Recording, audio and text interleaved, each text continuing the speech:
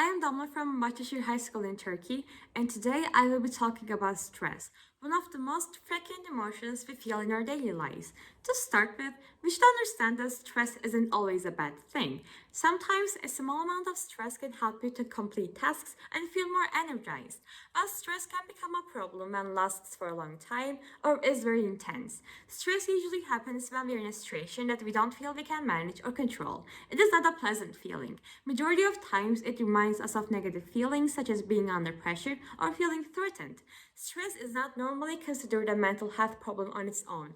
However, stress is associated with the majority of mental health disorders. We plan to dig into stress in more detail in our next video, which is going to be the first of our series. Many people have mental health concerns from time to time.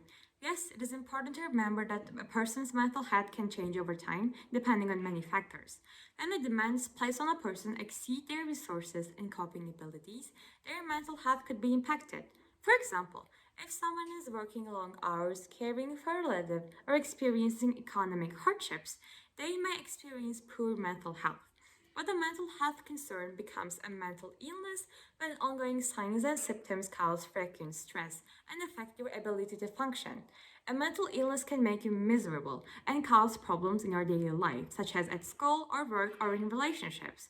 Signs and symptoms of mental illness can vary depending on the disorder, circumstances, and other factors. Mental illness symptoms can affect emotions, thoughts, and behaviors. Mental illness is actually a really sensitive and detailed topic, which is why we plan to dedicate several videos to mental health disorders.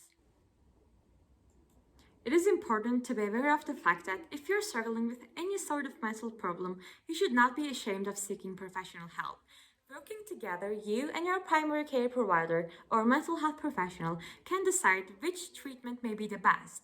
Depending on your symptoms and their severity, your personal preferences, medication side effects, and other factors, we would like to emphasize that our videos cannot be used as a treatment. After all, we have no such purpose.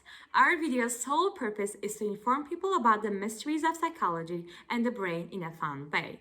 So we hope to see you in our next video about the physiological and psychological ways that our brains respond to stress.